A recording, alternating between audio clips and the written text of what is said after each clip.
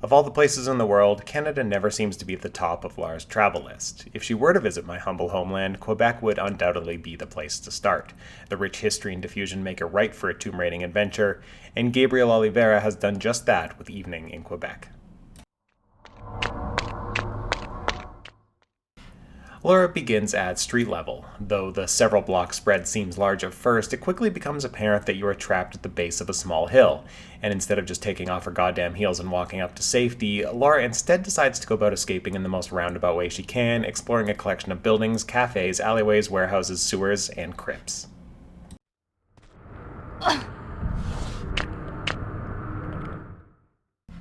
The layout of the level is brilliant, giving the player a deceitfully large area to explore, though dead-end reduction quickly puts them on a path forward. It's open enough without being overwhelming, with many of the buildings connecting with one another. There is some discretion as to the order of finding clues and keys, though it never becomes too much to keep track of.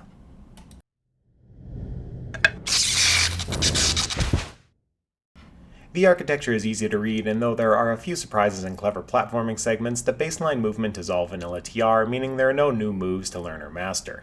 Laura sports her Tomb Raider 3 model, though the level feels more akin to TRC's Rome both in style and layout. While I've never made it out east myself, I'm pretty sure there are no palm trees in Quebec. Nevertheless, the cozy sunset atmosphere over the old cobblestone streets and picturesque gardens are a real treat to explore, even if those nasty fiaminaras show up from time to time. I even glossed over a few retrospectively obvious routes for travel due to the superbly constructed and believable builds of city blocks.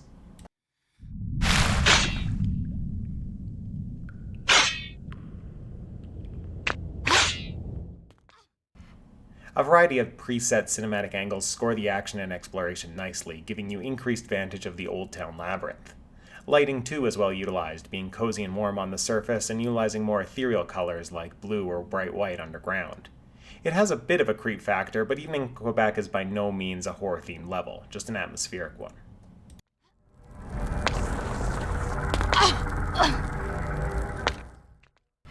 There isn't much combat, but it's frequent and exciting enough to keep the urgency fresh, pushing you forward. Though flares are doled out generously, you'll need to do a bit of ammo and health management in order to get through in one piece. There are some supernatural surprises underground too, having you rely more on acrobatics than firepower, which is a nice change of pace. Though much of the challenge comes down to pathfinding, there are some exciting gauntlets to run in the latter half of the level. Overall, it's nothing that will keep a TR veteran stuck for long, but it's not so easy as to just breeze through either. The rhythm of calm and suspense is played well, making it the perfect level to curl up with and play through in 1 or 2 sittings. Evening in Quebec could have been expanded and split into 2 levels, though as it stands is still quite enjoyable as one long trip. Ropes do come into play, and aside from the absence of vehicles, this is the full Tomb Raider experience packed into one well-crafted level. It took me just over 2 hours to complete, and I only found 1 of 3 secrets. Plus, with the bonus costumes Oliveira has included, there is reason to spend a second evening in Quebec.